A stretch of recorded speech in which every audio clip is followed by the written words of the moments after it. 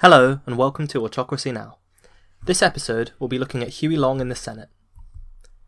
Back in the day, the main form of entertainment was of course the radio, and Amos and Andy was a popular radio sitcom about a couple of best friends trying to make it in the big city of Chicago.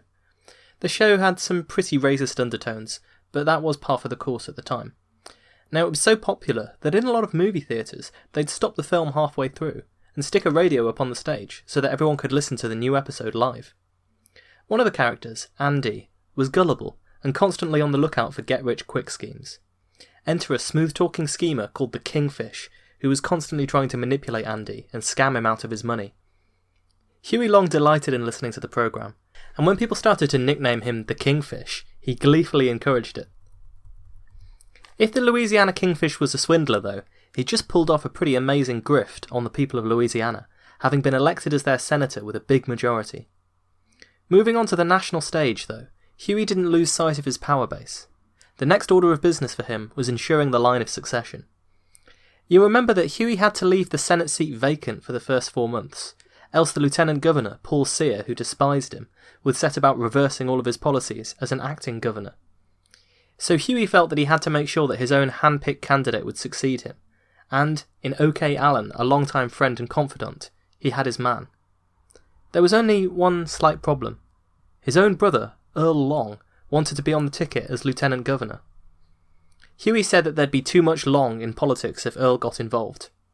The reality is that he probably knew that his brother was too headstrong and impetuous, and unlikely to obey his orders while he was off at the Senate. He felt that he needed all of the powers that he had accrued in the governor's office, and he had absolutely no intention of sharing them, not even with his own brother. So he refused to endorse Earl, and the fractious relationship between the two brothers fell down another notch. O.K. Allen, meanwhile, well, he knew what side his bread was buttered on. At speeches during their campaign rallies, Huey spent 3 times as long speaking than Allen did. Sometimes Allen wouldn't even speak at all, leaving it all to Huey. Indeed, whenever Huey came back from Louisiana from the Senate, it's said that Allen would move into a secretary's office in the Capitol building, while Huey would move back to his rightful place in the office of the governor. I'm sure O.K. Allen had some ideas of his own. It's just rather hard to work out what they were. Earl Long used to joke that one time a leaf blew into the Capitol office where O.K. Allen was working, and he signed it because he thought it was from Huey. For quite some time in one-party Louisiana, the politics had been split between 2 opposing camps, completely defined by Huey, anti-Long and pro-Long. Well, O.K. Allen would be the Long candidate. And in the end, the Long candidate would outperform his nearest rival by a nearly 2-to-1 margin. But of course, because this was Louisiana in the 1930s, there's absolutely no way we're going to get to the end of the election without some ridiculous high drama. In this instance, drama's name was Paul Sear. Probably realising that he had no hope of legitimately winning the election against a Long candidate, Sear sued Long. He argued that by becoming senator, he had naturally forfeited his role as governor. But Sear didn't even wait for the results of the legal process to come in, and had himself sworn in as governor on the spot. Huey, who obviously had a flair for drama himself, reacted dramatically to this proclamation, putting his militia on notice and herring down the motorway at 90 miles an hour with a pistol tucked in his pocket. He ordered that the governor's mansion be surrounded by the police in case Sear tried to occupy it. Then, with brilliant cheek, he countersued Sear, arguing that by trying to become governor, he had vacated his office as lieutenant governor. Soon enough, the lawyers found for Huey, and Sear was replaced by the next man in line. Huey now no longer needed to be held hostage by his embittered deputy. In the end, Sear's bizarre attempted coup had nothing that could possibly make it stick. It's easy to see him as irrational and deranged, and difficult to see exactly how he thought this little scheme was going to work. And the people of Louisiana got the joke. Soon enough, dozens of wags showed up at public offices and demanded that I should be sworn in as governor. Sear lost in the courts, and this bizarre challenge to Huey was quickly extinguished. Indeed, the wonderfully unbiased press said that Sear had, quote, about as much chance of being installed or elected governor of Louisiana as a Texas billy goat had of making a non-stop jump to the planet Mars. There's barely ever time to look back when we're following the whirlwind life of Huey. But before we follow him to the Senate, it's worth looking back on his term as governor. The really amazing thing about the Kingfish, compared to a lot of populists and demagogues, is that he did actually manage to achieve some of his promises. The school books had been distributed to every family. Bridges, roads and hospitals had been built. Of course, throughout all of this, he had his critics.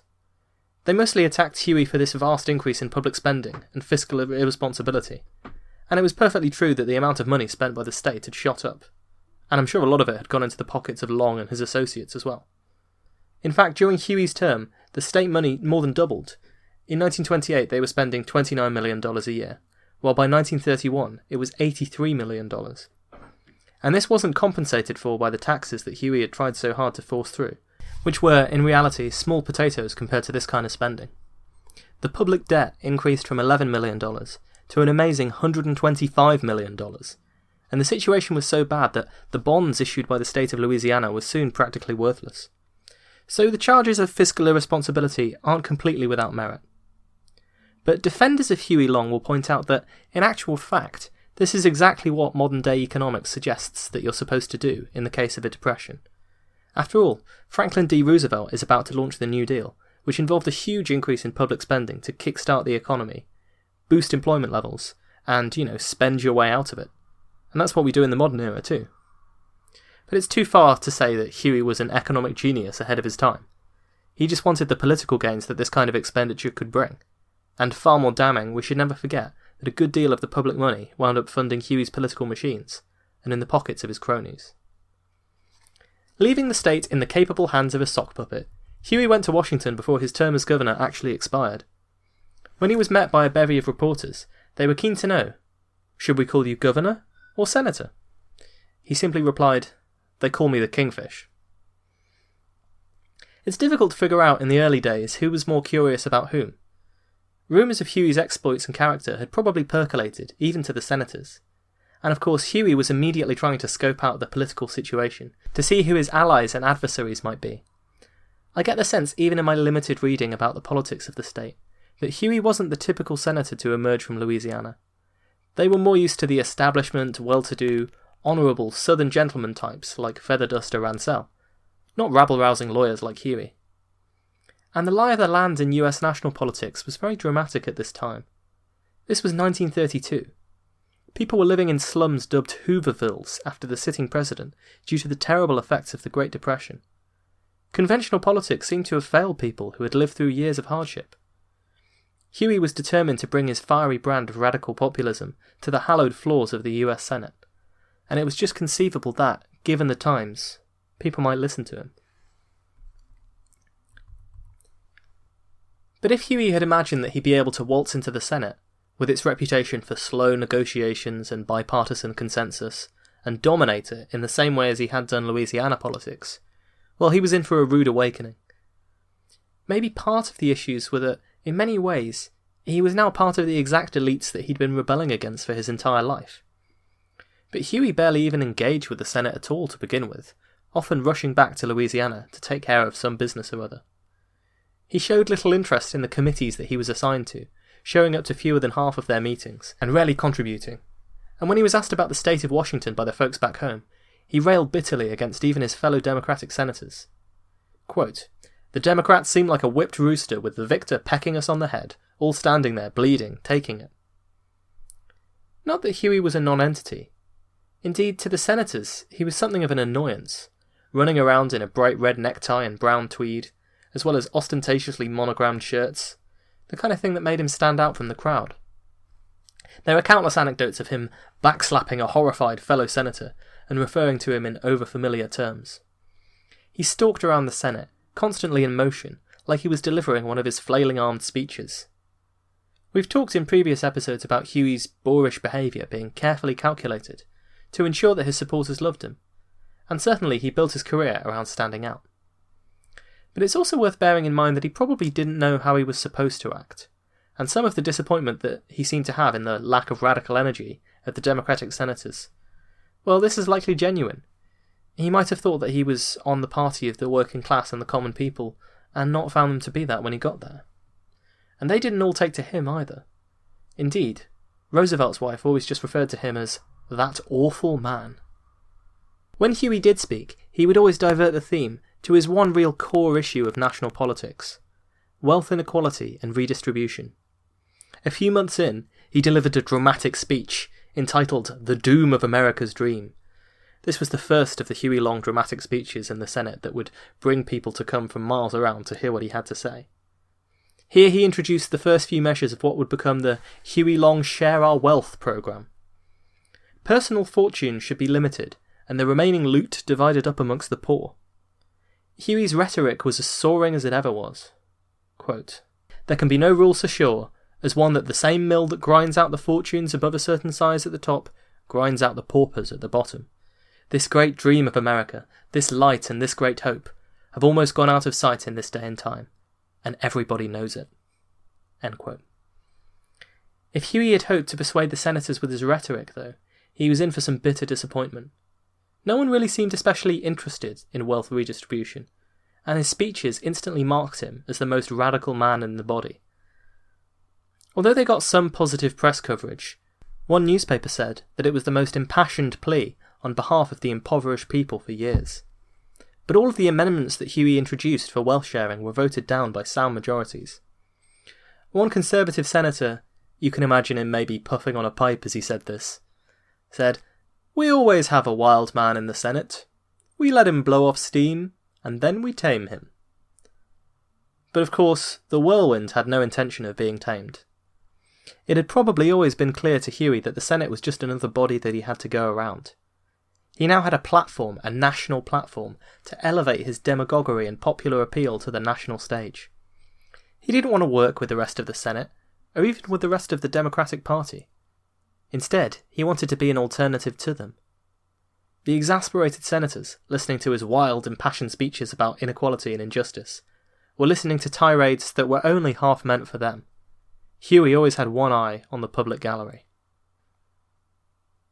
There's one usually reliable way to get people to pay attention to you, and it's one that's worked well for Huey in the past. Do you remember when I told you about how he talked about getting support in some new town or locality? The plan was basically to find the guy in charge and take him down. Then the opposition coalesces around you, and then you could negotiate with the undecideds. Huey never wanted to be a lackey for the man in charge, and so he reserved his most vicious attacks for Joe Robinson, who was the leader of the Democratic opposition in the Senate. And his strategy for attacking opponents on the national stage was practically singing from the Louisiana hymn sheet again. He denounced Joe Robinson as being bought and paid for by corporate special interests. At one point, he listed the corporations that were clients of Robinson's law firm, arguing that his votes had been corruptly bought by these companies. You'll remember that Huey now, he's not really being a hypocrite, because in his legal career, he made it a point of never really working for the big corporate dollars, so he could still smear others as being bought and paid for when he wanted to. Those of you who have been closely following US politics recently will know that there are certain rules in the Senate about disparaging the conduct of other members on the floor. Huey risked being thrown out, as well as alienating the more moderate members of his own party. After all, when they should be united, attacking the Republicans in charge, he was there attacking their own leader. Even if they had axes to grind with Robinson, this complete lack of decorum was unlikely to be successful. But you have to remember that Huey is always gunning for the top position, and to sweep to power, he'd have to be a very unconventional Democrat. He had to use his voice. Already, when he spoke to members of the public, he was starting to denounce both parties. He said, quote, "They've got a set of Republican waiters on one side and a set of Democratic waiters on the other side. But no matter which set of waiters bring you the dish, the legislative grub is all prepared in the same Wall Street kitchen." But when he wasn't stretching metaphors too far, Huey was engaging in the other great tradition of the Senate. This is one most suited to Huey's political talents. I'm talking, of course, about the filibuster. And yeah, I do love a traditional political filibuster. It's such a great idea. Like Cicero inventing it, all of it, it's brilliant. So I might drool a little bit over this, but never mind. For those of you who don't know, a filibuster is a technique you can use in certain democratic bodies where you have a right to speak for as long as possible in order to draw attention to a specific cause, or, more usually, block a piece of legislation in a spectacular, if undemocratic, fashion. You just carry on talking, and talking, and talking. The allotted time for deciding the bill elapses. In extreme cases, a single individual can block legislation by bibbling on for hours on end.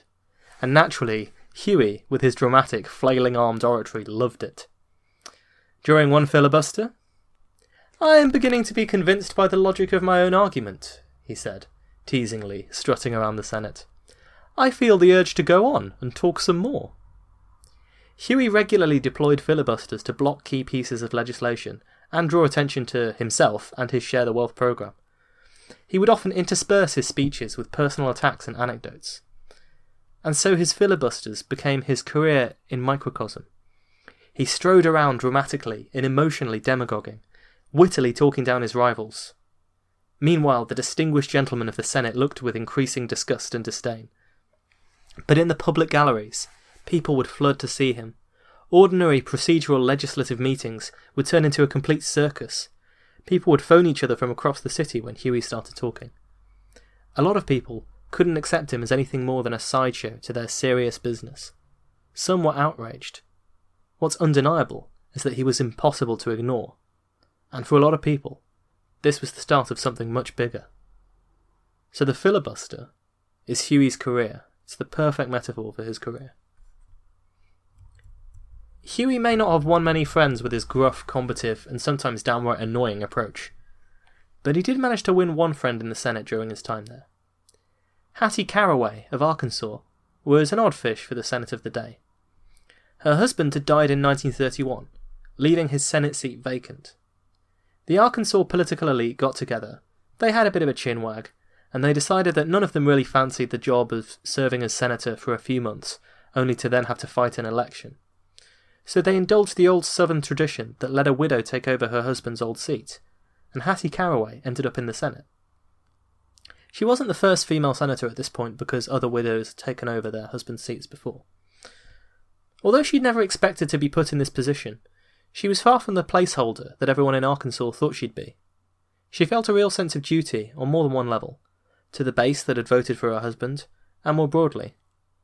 Nor was she willing to stand aside for them to let them ascend to their thrones, declaring, "The time has passed when a woman should be placed in a position and kept there only while someone else is being groomed for the job." Huey, who was short on friends anyway, well, he liked Hattie, and he noted that she was regularly one of the few people to vote in favour of his unpopular programmes about sharing the wealth. When Hattie surprised the establishment by announcing that she was running for re-election, and of course was instantly dismissed by all the papers who thought she'd come a distant last, Huey saw his chance to go back out on the campaign trail. He needed all the friends he could get in the Senate. And besides, Arkansas was a good place for him to go politically. It might be that there, a neighbouring state, his populist message could take root and prove that Louisiana wasn't a fluke. It could catapult him further onto the national stage. And of course, it helped that the other senator from Arkansas was his new arch-rival and punching bag, Joe Robinson. He offered to help Hattie campaign. For her part, she liked Huey, but thought him too radical in a lot of respects. And she was fiercely independent, writing in her diary, "I won't give up my vote for anyone. Sitting in this room day after day without the freedom to vote for myself would be beyond pointless for me." So she agreed to accept Huey's help and let him campaign with her. But to her credit, she said that Huey couldn't use it as a platform to attack Senator Robinson, and Huey could never ask for her loyalty in votes. Huey agreed. What followed, in just 6 days, was described aptly as a circus attached to a tornado. All of the tactics that Huey had honed and perfected in Louisiana were transferred to the people of the neighbouring state. Tons of circular letters in favour of Hattie and Huey's Share Our Wealth programme, they were all distributed. In their sound truck they bowled from town to town, attracting ever bigger crowds. Some of them might have shown up just to see the circus, but more than a few of them left convinced that Huey was the next big thing in politics, and willing to support the widow with his endorsement. Huey, quote, "I'm here to pull a whole bunch of pot-bellied politicians off this old woman's neck." End quote. The classic mix of Huey's radicalism, smooth talking and humour was all there. He held up a Bible, arguing that Jesus would have been in favour of sharing the wealth, and that the big men in the Senate thought they knew better than the Lord. One of Huey's proposals was to limit wealth to $1 million, one of the most radical measures ever put before the Senate. But Huey didn't choose to put it that way. Instead, he chose to focus on mocking the poor millionaire. Why, it was awful. That means that if one of these poor millionaires went to bathe and shave, he would only get $500 richer by the time he put his clothes back on. Behind the pomp, ceremony and drama, the ruthless efficiency of the Long machine in terms of organising these massive campaign events can't be underestimated. At one campaign rally, the crowds that turned up were so large they had to move from the town hall to the baseball stadium. There are some estimates that the rallies Huey held in the state were the biggest meetings that had ever been held in the state, period. Again, the establishment hated it, and this just fueled Hattie and Huey's fire. "I heard one of Mrs. Carraway's opponents is hollering already," Huey said. "I won't mention his name, because he's never had that much free advertising in his life. And my folks told me not to speak ill of the dead, even if they're only politically dead." It did turn out that his opponents were politically dead. When the results came in, Hattie won by a landslide, and became the first woman ever to be elected to a full Senate term. Now it's true that the conditions were quite good for Huey in Arkansas. It also had a population of rural farmers, bitten hard by the Great Depression, who were willing to listen to this kind of radicalism. A lot of them knew that Hattie had already been a champion for their interests in the Senate, and they might not have trusted her opponents from the big cities to do the same thing. But the landslide still shocked the Arkansas political establishment. He had shown that Louisiana was not a one-off fluke. By taking his show on the road, and getting some admittedly deserved credit for Hattie's victory, he had begun to inch closer to that national stage. 250,000 folks from Arkansas had seen his passionate speeches about sharing the wealth. Word of Huey was starting to spread beyond Louisiana in a big way. And he knew it. He said that he could take the state in a national election. But it was still very necessary for Huey to maintain his grip on his home state. And in those early days of the Senate, he scored another political coup. His chosen candidate, Overton, won Louisiana's other senatorial seat, in an election rife with allegations of corruption, and bitterly fought over the Long issue. Once again, everyone knew who the Kingfish had endorsed, and his shadow hung over the contest, even when he wasn't there actively campaigning and stumping for his man. He could perhaps feel that he had 3 seats in the Senate already. His bloc was starting to grow. But Huey was not the only great politician to make hay during the deprivations and suffering of the Great Depression. His next opportunity to force his way onto the national stage came when he was supporting another radical up-and-comer, Franklin Delano Roosevelt. Despite some attempts to oppose him from within Louisiana, Huey led the delegation to the Democratic National Convention, where they would pick their nominee for the 1932 presidential election. Huey knew that FDR had a decent chance of winning, and that by supporting him, they could shift democratic politics towards more radical left-wing reforms. FDR had already started talking about helping the forgotten men and sharing in the distribution of the national wealth. Well, that was music to Huey's ears. Huey knew probably that FDR did not support anything quite as radical as what he was proposing on the campaign trail, but it was a step in the right direction, and Louisiana's votes had proved important in helping him get through as the presidential candidate. Huey knew a good rising star to hitch himself to when he saw one, and he brought the same type of whirlwind politics to persuading the delegates in the South to vote for Roosevelt. FDR knew that, at this early stage, he could get good numbers of votes from the radical fringes. Endorsements from Huey Long and Father Charles Coughlin, another radical, the radio priest, who proposed dramatic measures to resolve the Great Depression in his popular radio broadcasts. But such men were also dangerous, and for his part, FDR was wary of Huey Long. His naked ambition was all too obvious to a canny politician like FDR. He commented famously, quote, "These are not normal times. The people are jumpy and ready to run after strange gods. It's all very well for us to laugh at Huey, but actually we have to remember all the time that he really is one of the 2 most dangerous men in the country. We shall have to do something about him." End quote. The other most dangerous man, by the way, was General Douglas MacArthur. And to Eleanor Roosevelt, of course, Huey would always be that awful man. Now there were plenty of others in the Senate who had begun to agree with her, and get more and more sick of Huey. As the year wore on, and FDR swept to victory, things began to get a little bit dicier for him. It's hard for me to tell from the outside whether he genuinely believed that he was going to be able to win senators around to his radical scheme. Surely he must have realised that a lot of them had far more to lose from supporting this kind of politics than they could possibly gain. It seems like he was always planning on just using his Senate seat to catapult himself into the public eye, with greater and greater prominence, until he could go over the heads of the establishment and appeal to the masses as he always had done. But there are genuine signs of frustration in his increasingly bitter and vitriolic attacks on the senators who did not support his bills. He said, quote, "You're among the unemployed and you don't even know it yet. Go now, you rich men," Huey yelled, brandishing a Bible, "and weep and howl for the miseries that will come upon you." On another occasion, Huey was even more direct about these miseries. "A mob is coming to hang the other 95 of you damned scoundrels, and I'm undecided whether to stick here with you or go out and lead it." The New York Times was the epitome of establishment despair at Huey's antics. During one filibuster that took up the Senate for a whole week, they editorialized, "No argument moves him. Appeals to reason he despises. Like a slave driver, he cracks his whip over the backs of the Senate. How long will the Senate lie down under his insults?" The Republican Party, now in opposition, well, they like nothing better than to let Huey speak and embarrass the Democrats, so he was able to continue his filibusters unabated with their support, and he was starting to alienate nearly everyone in the Senate. He attempted to persuade them of the differences between his Share Our Wealth program and communism. "This platform is the only thing that can save you people from communism," he'd cry. But his cries fell on deaf ears. Soon enough, it was time to take his program to the people directly. In a broadcast on national radio in 1934, Huey laid out the terms of his Share Our Wealth program.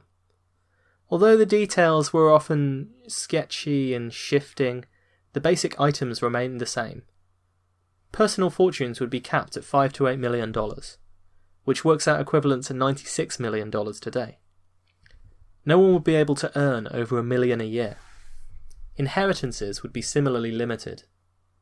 With the money, a guaranteed basic income of $2,000 would be assured for every family.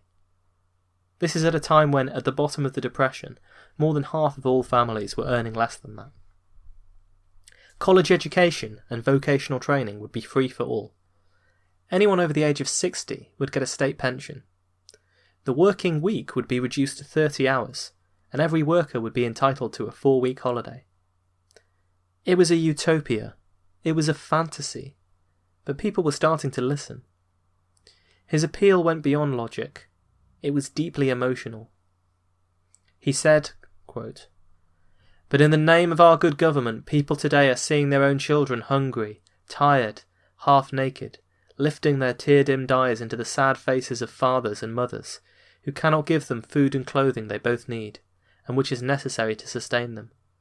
And that goes on day after day and night after night, when day gets into darkness and blackness, knowing those children would arise in the morning without being fed, and probably go to bed at night without being fed. We do not propose to say that there will be no rich men. We do not ask to divide the wealth. We only propose that, when one man gets more than he and his children and children's children can spend or use in their lifetimes, that then we shall say that such a person has his share." Did Huey really believe that his sums added up? Did he really believe that this kind of system could work in the United States? I don't think we can ever know that for certain. It does seem very idealistic for someone who knew as much about how things really went on, the corruption, backbiting, and double-dealing of government, to believe that this kind of system could ever sustain itself.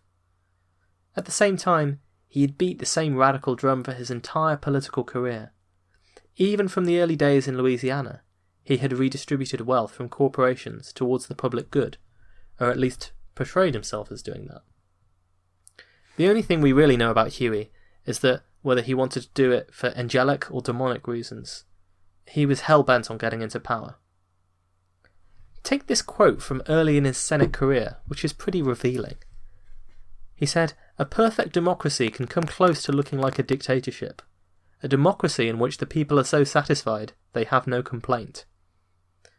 And then there's his response to the people who dared to question whether Share Our Wealth could work financially. When they said they didn't understand the numbers, he'd say, "You don't have to understand, just shut your damned eyes and believe it." This philosophy can be helpful on some occasions, but it's not what you'd call good accountancy. The reality was that, for Share Our Wealth, the numbers didn't add up. Not only did it have all the problems of socialism, the implementation problem, the flight of capital problem, corruption issues, but even by successfully confiscating all of the fortunes of the millionaires, Huey would have nowhere near enough to fulfill all of his promises. But reality didn't have to enter into it. Every man a king, and no man wears a crown.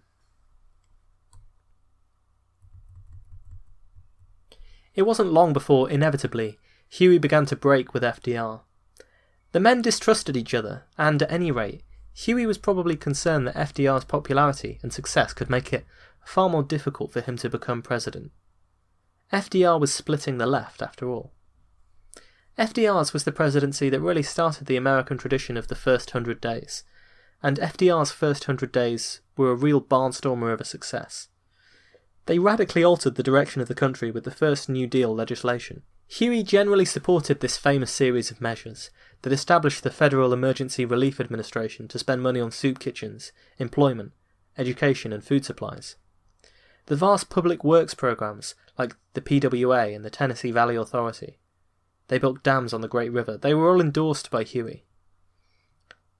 But he made it clear that his endorsement was not uniform and completely conditional on the politics. He said, "Whenever this administration has gone to the left, I've voted with it, and whenever it's gone to the right, I have voted against it." The New Deal was reform, and it was a start, but it was nowhere near as vast and sweeping as what Huey had in mind. There were reasons aside from idealism and ideology for the break with FDR, though. With the New Deal and all of its public works programs came a vast influx of federal jobs. And lest we forget, these jobs are the lifeblood of the long political machine and the currency he traded in. It was absolutely vital for him, in order to maintain his hold on power, that there should be no interruption to this supply of government jobs, the ones that he'd dole out to reward his supporters. But FDR had absolutely no intention of strengthening the long grip on Louisiana. Traditionally, the senior senator, which was now Huey, was consulted before federal jobs were awarded. But FDR broke with this tradition, and the federal jobs were decided on a non-partisan basis. In effect, this meant that most of them ended up going to anti-longs. FDR was hoping to limit Huey's power and have greater federal power. Huey was enraged, and even said, probably only half joking, that Louisiana should secede from the Union to stop the federal bureaucrats, hobocrats, and 58 other types of crats from running their affairs. Once Roosevelt had denied Huey the patronage he craved, he was just as often an outspoken critic of Roosevelt as he was a defender. He began redoubling his efforts to introduce the Share Our Wealth bills. The shaky alliance between FDR and his radical friend from Louisiana had lasted less than 6 months. Quote, "No, I will not participate in the Democratic victory tonight," Huey cried after another piece of New Deal legislation was passed. "I do not care for my share in a victory that means the poor and the downtrodden, the blind, the helpless, the orphaned, the bleeding, the wounded, the hungry and the distressed will be the victims." It might have been more honest for him to say that he didn't feel like his share in the victory was big enough. Huey feigned a complete lack of concern about the patronage, saying, "As far as I'm concerned, they can keep it." And it was true that he had a lot of state jobs, and his increasing popularity to keep him in charge. But Roosevelt denying Huey patronage in the New Deal federal jobs was a big deal for matters in his home state. In fact, it was probably a key factor in shattering the shaky alliance between Huey and the mayor of New Orleans. You'll remember that New Orleans had always been a hotbed for anti-long sentiment. When Huey was elected, it was only the promise of continued patronage and jobs to the old regular machine of New Orleans and some shaky truces that had got him the votes he'd received from the capital. With even these jobs looking to go to anti-longs, the mayor, Walmsley, and the old regular machine in the city were fit to burst. And after an attempt to negotiate a pact failed, they broke all political ties with the long camp. Tensions rose dramatically when Huey effectively tried to steal a special election for Congress from Louisiana's 6th District. The seat was left vacant by a sudden death, and Huey tried to announce the election with just one candidate on the ballot, claiming there was too little time to hold a primary election. Anti-long mobs burned ballot boxes and even effigies of Huey himself. For a few weeks there were armed standoffs between Huey's state police troopers and the anti-long forces. Eventually, a somewhat legitimate election was held, and the anti-long candidate was successful. But Louisiana politics would continue to be a primary focus of Huey's attention, even as he made his mark on the Senate and the country as a whole. The system had always been corrupt. There had always been unscrupulous people who had abused it. But the polarisation in the state, and the bitterness of the enmities that seemed to surround Huey, meant that things that were once unthinkable were beginning to happen more and more often. Armed force was beginning to have a greater influence on politics. This is the type of situation that you can get yourself into in very divided times. With that, we'll leave Huey Long for this episode. Thank you for listening to Autocracy Now! If you've enjoyed the show, please review us, rate us on iTunes, Stitcher, your favourite podcast network. Spread the word to anyone else who might possibly be interested. You can follow us on Facebook, Twitter, any of those social media things we all love so much. You can email me or direct message me with your questions, comments, concerns, suggestions for improvement. I'm going to tease you a little bit with the title of the next episode. It's called A Long Shot? And you will find that your efforts will bring you great joy when your spirit is munching on that golden boy. There are no Pan-Asian supermarkets down in hell, so you can't buy golden boy peanuts there. But the streets of heaven are lined with shells, and there's billboards of the golden boy everywhere. Hello, and welcome to Autocracy Now! Today, it's our last episode in our series on Huey P. Long. Episode 6. A Long Shot? Last episode, we looked at Huey Long's dramatic entrance into the United States Senate. It's fair to say that he treated his new office with the contempt that you might have if you plan to vacate it in pretty short order. We all remember his promise. First public office, then the governorship, then the Senate, and then the presidency. His lunatic propositions to share our wealth, which were being endlessly voted down, his flamboyant filibustering, well, it might have made him an annoyance or even a joke to his fellow senators, with a few exceptions. But he was playing to the public gallery. His aim, as ever, was not to work within the system, but to work around it by any means necessary. Huey again, quote, God invited us all to come and eat and drink all we wanted. He smiled on our land, and we grew crops of plenty to eat and wear. He showed us in the earth the iron and the other things to make everything we wanted. He unfolded to us the secrets of science so that our work might be easy. God called, come to my feast. And then what happened? Rockefeller, Morgan, and their crowds stepped up and took enough for 120 million people, and left only enough for 5 million for all the other 125 million to eat. And so many millions must go hungry, and without these good things God gave us, unless we call on them to put some of it back. End quote. Share our wealth reminds me a little of reading the Communist Manifesto for my research on the Stalin episodes. There's so much eloquence and emotional persuasiveness when denouncing the system and proposing a utopia than there is in the practical explanation of how we will transition between these states.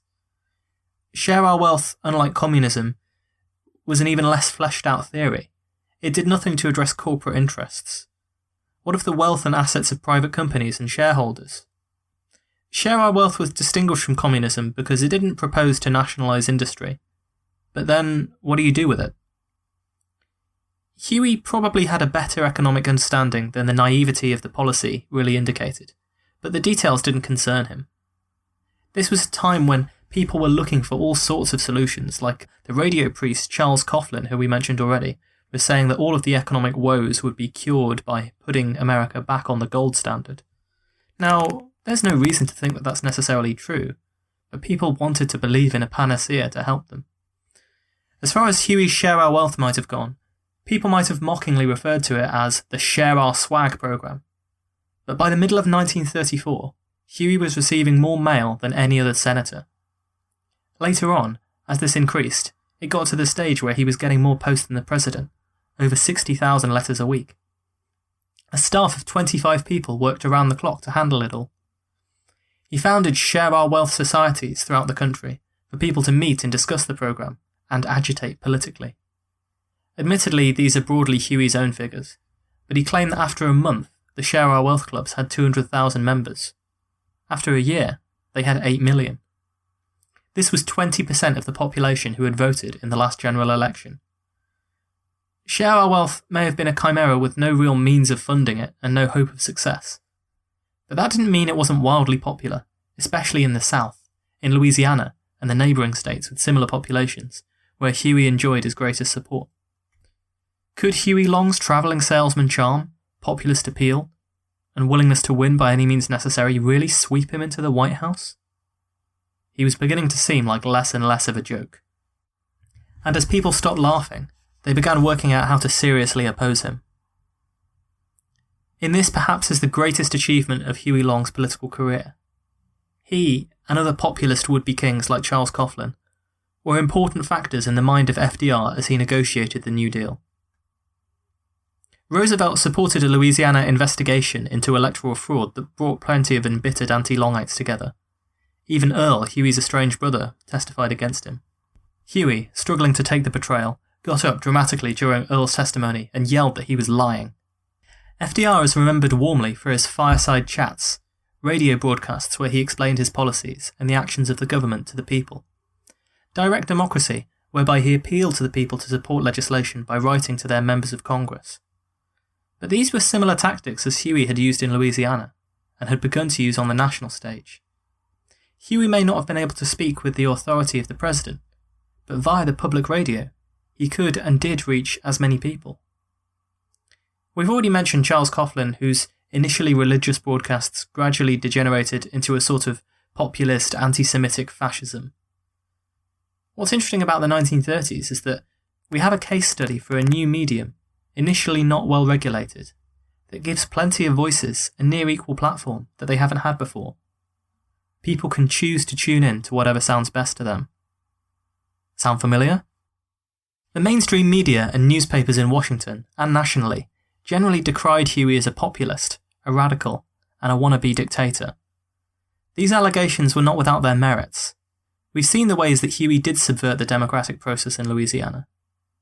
Even in 1933-4, he was being investigated for his use of dummy candidates, who allowed the Long camp to have more electoral commissioners than they were due. These electoral commissioners often made sure that people voted the right way, if you see what I mean. The brazenness of this tactic came out in the investigation.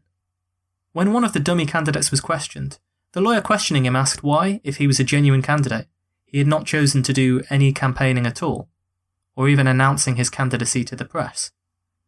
Given that he hadn't told anyone about the campaign but needed their votes, was it therefore perhaps not likely to be successful?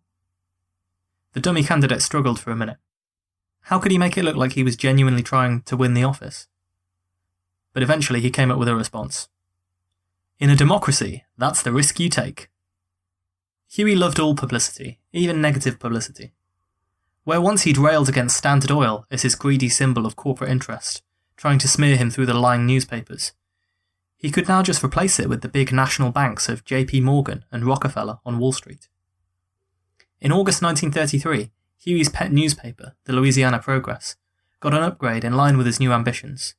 It was now the American Progress. It was also around this time that he finally published his first autobiography, Every Man a King, which we drew on heavily for our discussions of his early life. It charts his rise to fame, political power and prominence, in a hilariously biased but also highly readable way. There's a really brilliant incident from around this time that I won't dwell on in too great a detail, but it's good to read about it. Essentially what happened, drunk one night, was that Huey got into some kind of altercation in a men's toilets and ended up with a black eye. Most unbiased accounts tend to assume it was a drunken scuffle over some minor urine-related slight, but the papers had a field day and gleefully printed all kinds of scurrilous rumours. Huey, meanwhile, claimed that it was a member of the House of Morgan, alluding to the bank, and offering his own wild conspiracy theory that a team of gangsters hired by the Wall Street was responsible. For the rest, I'll quote T. Harry Williams, writing, remember, in 1969. Quote, Huey need not have been bothered by the publicity or the campaign of the conservative newspapers to ridicule him into oblivion.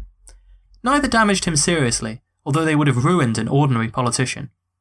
Such a man would have issued solemn denials which would not have been believed. Huey chose exactly the right defence. He told a monumental falsehood. Hardly anyone believed that he'd been beaten up by gangsters sent by the Morgans, but the story was so magnificently conceived and compelling that people laughed admiringly and overlooked his indiscretion." End quote. For future reference, if you're going to lie in politics, be sure to double down. In some ways, his willingness to say almost anything actually helped him in the Senate debates. One Democratic senator recalled, quote, "Frankly, we were afraid of him. He is unscrupulous beyond belief. He might say anything about me, something entirely untrue that could ruin me in my state. He will go to the limit." End quote. Even as Huey's popularity and notoriety grew, he still had to deal with rising political tensions back in Louisiana. One of the issues with establishing the kind of domination that Huey did over politics and government, but stopping short of throwing all your political enemies in jail like a Hitler or a Stalin, is that all those enemies are still there, looking for any opportunity in his absence to regain control of the state. In May of 1934, 500 armed men arrived in the state capital. Every one of them was fervently anti-Long. They'd been brought there by a league of anti-Longs who were planning a political coup. Note that this was not a military coup. The armed men were merely there to help keep the peace if things got ugly. But the distinction was beginning to blur. Although the anti-Longs believed that they might be able to vote to impeach and remove key officers in the Louisiana government, including Huey's sock puppet governor, O.K. Allen, they were mistaken. Huey rushed back to offer the appropriate bribes and remind the appropriate people of their place alongside him. Once again, the Long machine proved too ruthlessly efficient, and Huey himself too personally organised and determined, for anyone to hope to combat it successfully. The anti-Long pretenders were forced to return their armed men home without impeaching anybody. Huey used the temporary political victory, and his presence in Louisiana, to tighten his control, ramming new laws through. His favourite tactic was to attach them as amendments to bills that had been proposed by anti-Longs, then order a quick vote. One of them established state-appointed electoral commissioners. No more need for dummy candidates. Huey could pick his own man. Now it could be done directly. The original bill had been designed to regulate dummy candidates. Other measures were essentially directly to punish the rebellious old regulars in New Orleans. Their liquor sales were taxed, and other sources of income for the city were stripped. The attempt to seize power was so flagrant that an anti-Long legislator sarcastically offered an amendment, granting election officers the power to, quote, "shoot and kill any person who cast their ballot against the desires of Senator Long." End quote. It wasn't passed, but maybe Huey thought he didn't need to pass it. All of these laws that pertain to elections were important, because there were congressional and judicial elections in Louisiana coming up in 1934. Specifically, there were a lot of local elections in New Orleans. Huey wanted to assert his dominance over the mayor, Walmsley, and the old regular machine that now backed the mayor and his anti-Long bloc. Huey flexed his muscle. 50 armed members of the National Guard in Louisiana occupied the voting registrar's office in New Orleans and poked machine guns out of the window. Walmsley, in response, ordered the local police and soldiers to defend the city hall. Soon 600 policemen were surrounding the National Guard, armed with machine guns and tear gas. Huey ordered that another 600 guardsmen were to be mobilised and held at a nearby barracks. As this dramatic armed standoff continued, the machinery of state politics was also whirring. Huey convened a special session of the legislature. The bills proposed were nothing more than a naked, unconstitutional power grab. The governor would be allowed to call on his militia at any time, for any reason, and no court could stop him. The governor could reprieve anyone of many different crimes, including contempt of court. The courts and local authorities were stripped of powers. Longites in the state legislature hurried the bills through in less than a day, with a minimum of debate, almost as fast as they could be read. In one of Huey's legislative flurries, an opponent asked Huey, "When will we know what these bills are all about?" The Kingfish replied, "Why, Tuesday, after they've passed." Most of them involved seizing greater control of some board or other for patronage purposes, or punishing Huey's enemies. Now the police, the firemen, the teachers, Huey had control over all of them. For a man so keen to share the wealth, it's interesting to note that Huey also appointed himself to act as a lawyer on behalf of some of the public agencies, a lucrative gig that earned him more than $150,000 in 1935. It's almost as if, with these measures that were so blatant and under such dramatic circumstances, Huey was daring his opponents to stop him. A more conservative, insidious Huey, maybe even the Huey of a few years ago, might have come to some sort of arrangement, let tensions die down, and sneakily increased his own power that way.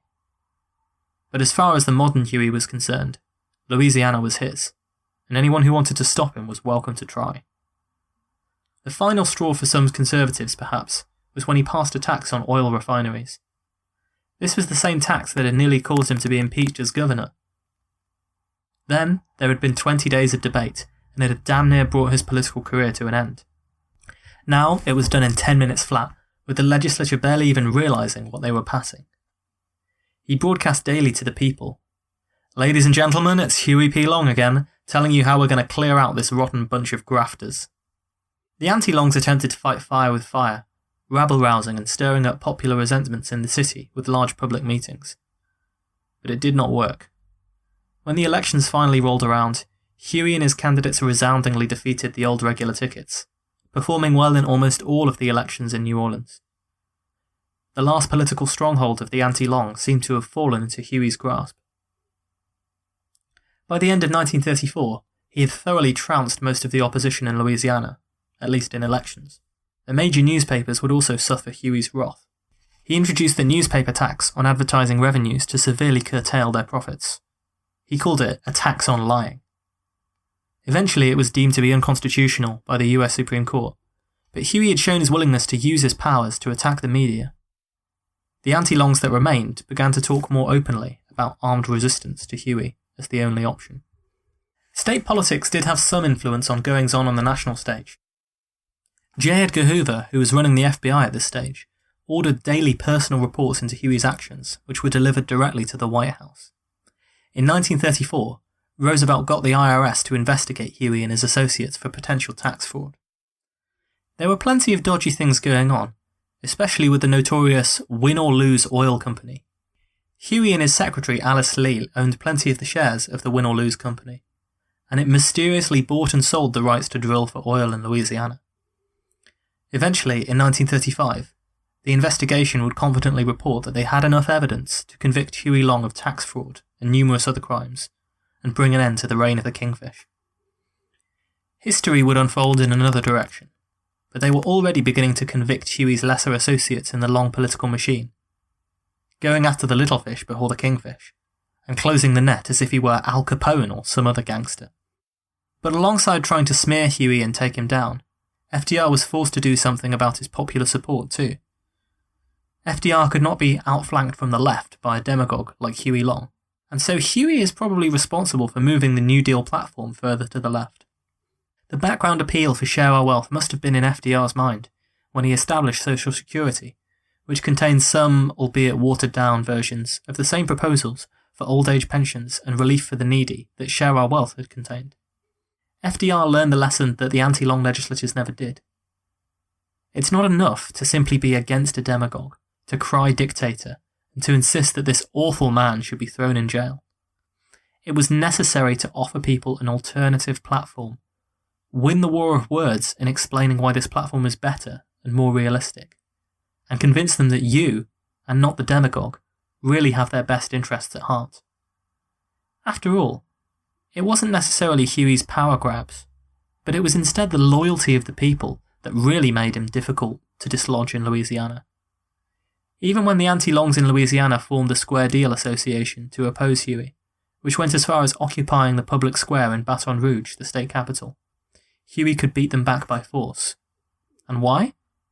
Because the people of the state were still on his side. Of course, a lot of FDR's fears were politically motivated, and his desire to discredit Huey had a timeline attached. The presidential election of 1936 was just around the corner. Huey had alluded to the fact that he might run in the past, and he had rebelled against the Democratic Senate almost from the beginning of his term as office. He was establishing his own separate brand and clear popular appeal through the Share Our Wealth program. The reality of the political situation was that Huey didn't have anywhere near enough votes to win a race in 1936. But there is no doubt that he had a grand strategy. He entered into negotiations with Charles Coughlin, the noted radio priest and populist, who would later go on to endorse fascism. Both of them shared an underground appeal with the masses who were dissatisfied with the elites and the establishment. Between them, if they ran together, they might be able to eke out some 6 to 8 million votes, around the numbers of people in the Share Our Wealth clubs, remember, and would surely carry some southern states along with them. they might also carry the swing vote in key northern states. Huey thought that by splitting the progressive vote, he could ensure that FDR did not receive a second term. The Republican candidate would then be elected, inevitably try to undo some of the New Deal reforms. Then the country would slip into further economic chaos and depression, and with the failure of both viable alternatives, Huey himself could sweep to the presidency in 1940. This was not an idle fantasy. Stranger things have happened. The fact that Huey was not always clear about whether he himself would run, or whether he would endorse a populist candidate, is evidence that he might have been eyeing chaos and 1940 eagerly. And we've seen his astonishing political career together.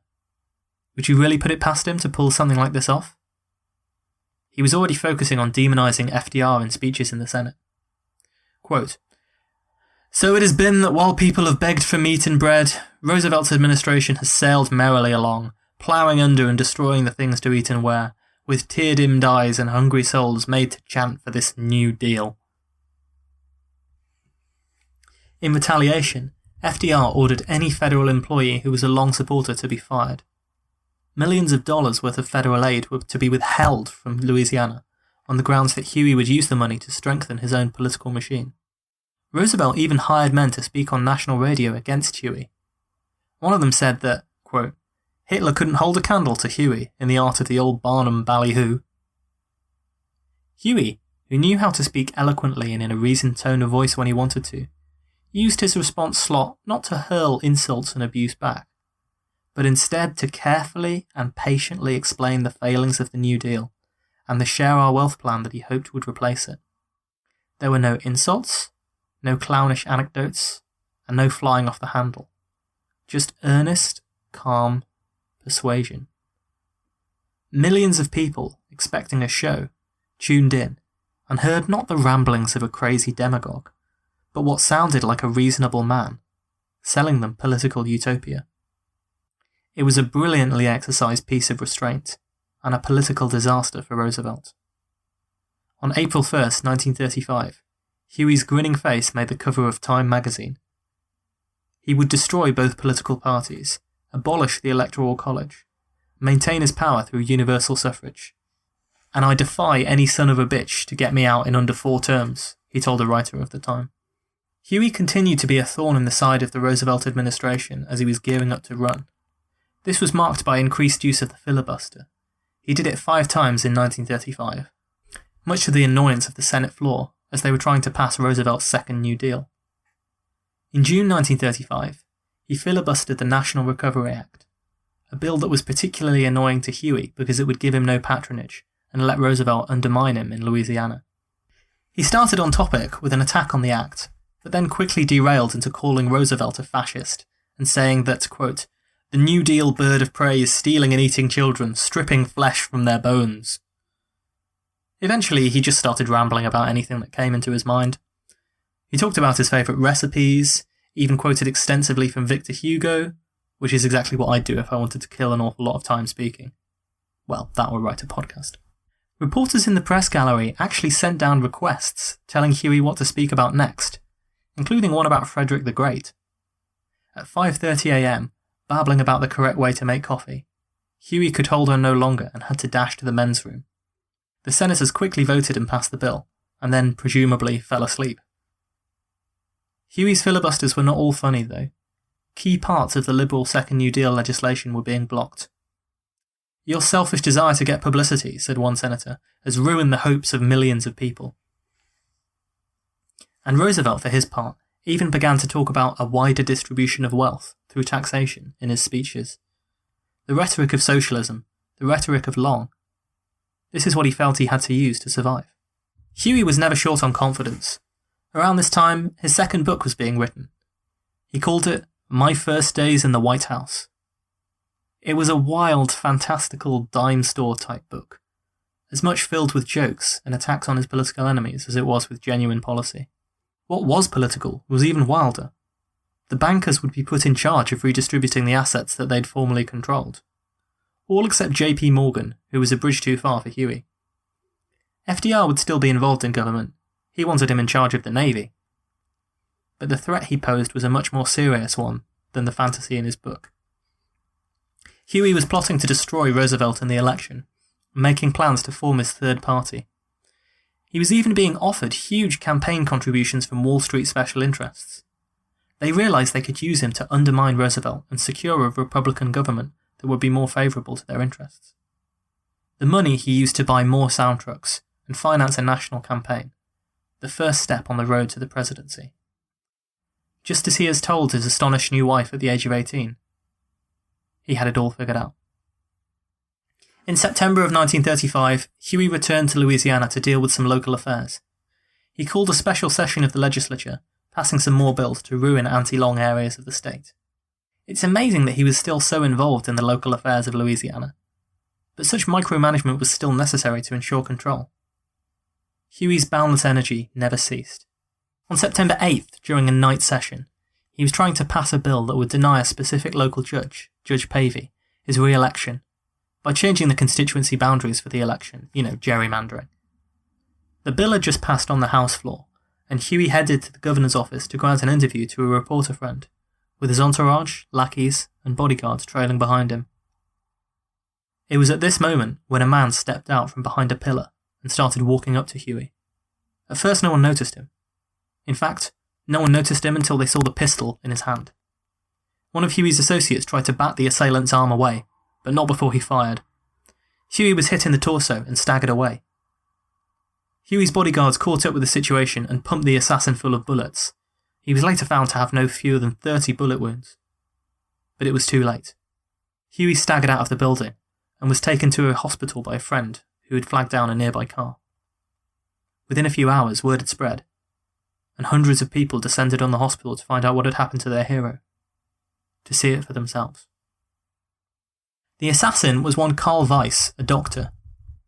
He had never met Huey Long before, although he was the son-in-law of the judge that Huey was trying to depose at the time. When Huey, dying although he didn't know it yet, was told the name of the gunman, he was confused. Weiss? What did he want to shoot me for? I don't know him. Conspiracy theories naturally swirled around this event. The anti-Long camp insisted that Huey had actually been killed by a bullet fired by his overzealous bodyguards when they were shooting Weiss. Many pro-Longs believe to this day that Weiss was hired by Long's political enemies, although they can provide no evidence that this was a planned assassination. One anti-Long alluded to the fact that if they were going to do it, they'd do it with machine guns to make sure he was dead. Weiss was an idealistic young man, and the most likely explanation was that he believed Huey Long was setting himself up as a tyrant. In the highly polarised atmosphere of heightened political tensions, he might have feared that this man would one day become president, that his menace was growing too great. He had previously, amongst friends, wept over the political injustice in the state. More than one witness testified that he'd said he was going to kill Huey Long. His own brother commented that, quote, his broodings finally unbalanced his mind, and, thus unbalanced, he saw as a martyr to liberty the man who would assassinate Senator Long. A last-ditch attempt at surgery was not enough to save Huey, but it took him 2 days to die, drifting in and out of consciousness, occasionally talking lucidly, sometimes wildly. This, perhaps, is how a hurricane dies. Surrounded by his family, friends, and political associates, a week after he turned 42 years old, and, in his mind, just 5 years from the presidency, Huey Long died. The rest, of course, is history. Although with this particular figure, it's always going to be alternative history as well. If he had lived, if he had run in 1936 or in 1940, if he had managed to swing the election in the way so many expected him to do, if he had just fulfilled that last item on his political to-do list, what on earth would have happened? What kind of man was he? His legacy loomed large over Louisiana politics. Indeed, many members of his family would go on to hold elected office, including his brother, Earl. I haven't spoken to anyone from Louisiana, although if by some miracle someone from there is listening, I'd love to know what you think of the man today. But this was just one state, although for a while it was the Kingfishers' state. How on earth do we assess his legacy on American politics? How on earth do we figure out what kind of a man he was? Huey says, quote, I shall have to admit I am a demagogue. In old Greek language, that meant acceptable to the majority. When I advocated free school books, when I advocated free bridges instead of toll bridges, when I advocated paved roads instead of dirt tracks, that was demagoguery. There are many kinds of demagogues. Those who deceive the people in the interests of the lords and masters of all creation, the Rockefellers and the Morgans. Some deceive the people in their own interest. I would say they are politicians who do not keep their promises. I kept every promise I made. End quote. T. Harry Williams, whose wonderful biography of Huey I drew on heavily for this series. Even at 900 pages, it doesn't feel overly long. Well, he's certainly biased towards Huey's point of view, and he really does everything he can to downplay his undemocratic and gangsterish tendencies. But even he is forced to admit, quote, he wanted to do good, but to accomplish that, he had to have power. So he took power, and then to do more good, seized still more power. And finally, the means and the end became so entwined in his mind that he could not distinguish between them, could not tell whether he wanted power as a method or for its own sake. He gave increasing attention to building his power structure, and as he built it, he did strange, ruthless, and cynical things. End quote. William sounds like a man trying to justify what he knows cannot be justified. He sounds like an apologist. That was written in 1969. If you Google Huey Long today, www.hueylong.com is a wonderful resource if you want an amazingly biased and unashamedly prolonged view of his life and career. I frequently did use it as a resource. It's got some great cartoons from the Louisiana Progress, Huey's paper. And one day I saw a tab called Perspectives. I'll quote from that. Who was Huey Long? It depends who you ask. In Depression-era Louisiana, opinions on Huey Long were distinctly divided between the haves and the have-nots. There was no middle ground when it came to Huey Long. People either loved him or hated him. The poor regarded Long as a champion of the common man and swept him into power by large majorities. The wealthy regarded Long as a dangerous menace and lampooned him in the media as a demagogue and a dictator. End quote. The website barely mentions any of the darker sides of Huey's rule. The anti-democracy, the corruption, the kidnapping, the fiscal problems with share our wealth, the strong-arm tactics, etc., etc. Of course, we're not far enough removed from Long's own era for the political bias to really go away. Perhaps it never will. The issues that Long touches on in his career are fundamental issues for democracy as a system of government. How do the wealthy elites in democracies reconcile themselves with populist leaders and maintain their control? How vulnerable are true democracies where everyone gets a vote to liars and masterful manipulators who proceed to sell them down the river? If someone lies and cheats their way into office, but wins by a clear majority, has democracy been subverted? Or is this just an inevitable, occasional consequence of a true democracy that we had to deal with, in the same way that aristocracies had to deal with the fact that every third king might be mad? We forget that for centuries, in systems that are lauded as cornerstones of democracy, like ancient Greece and the Roman Republic, it was accepted that you could never allow the masses to vote. Only people with a stake in society, with property, and with education, could be trusted not to fall for the lies and promises of any blustering, blundering dictator. I should also finally address the insinuations in my episodes on Long because I couldn't resist picking out examples of quotes and actions that reminded me of a certain US political figure. They're similar figures in the way we react to them. People who like them view the elites in the media as out of touch and won't hear a word said against their hero, regardless of allegations of political corruption, lying, or political inconsistency. People who dislike them accuse them of trying to become dictators, manipulating their naive supporters, and exploiting populist policies and impossible promises to gain power and wealth. All I'm going to say on the subject is that Huey was a lot more eloquent, a lot funnier, and he actually did more to undermine big corporations on behalf of the little guy than Trump ever did. Also, although he exaggerated his poverty, he's so much closer to the working man's hero than the man who inherited millions, that I wonder what on earth might have happened if a politician with the charisma and energy of Huey Long had come along in 2015. That's not to say his intentions were pure, or that he wouldn't have wrecked the country, or that he wasn't just as corrupt. but it's just a fact. And in some ways, Huey proved himself to be far worse than almost any comparable politician in US history. The corrupt machine he established, which siphoned the oil wealth of Louisiana into a few pockets, including his own, have left inequality and poverty in the state as bad as they were before his reign, despite his claims. The state still ranks 45th in terms of median household income. We cannot hold him responsible for the actions of those who came later. But I think we've seen enough times that, at best, Huey could see no distinction between his own self-interest and the interest of the people. And at worst, he didn't care about the distinction. But the question I always knew I'd have to end on is simply, who was Huey Long? I've tried to show both sides, although with modern, idealistic sensibilities, and in light of that many populist socialist leaders in the time since Long have been shown up to be dictators, maybe there are times when I've judged him too harshly. On the other hand, it's possible I'm way too young and idealistic and haven't judged him harshly enough. Was he a man with some ideals who had to do ruthless things in order to maintain his position of power, because of the political system in Louisiana that he was born into? Was he a corrupt and power-hungry demagogue who exploited the suffering and desperation of Depression-era people for personal gain?